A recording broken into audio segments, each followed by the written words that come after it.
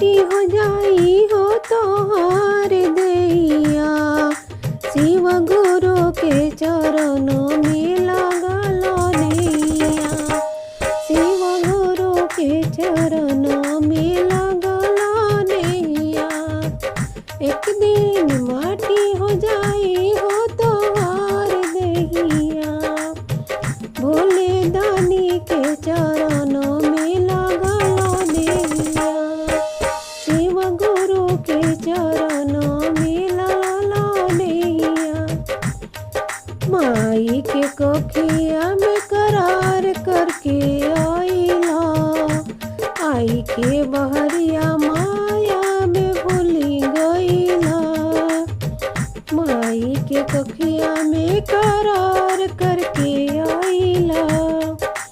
आई के बहरिया माया में भूल गईला। काहे भुलैला हो धर्म के रहिया। ए हो काहे भुलैला हो धर्म के रही। शिव गुरु के चरणों में लगलो नैया। भोले दानी के चरणों में लगलो नैया।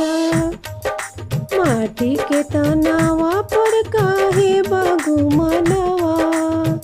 एक दिन जाई के बासब के समसनवा। माटी के तनावा पे काहे बागु मनवा। एक दिन जाए के बासब के समसनवा। मिल गई है माटी में तोहार दैया। हो मिल गई है माटी में तोहार दैया। शिव गुरु के चरणों में लगलो नैया। भोले दानी के चरण लगलो नैया। शिव के चरनिए में जोड़ला तू नाता। शिव के चरनिया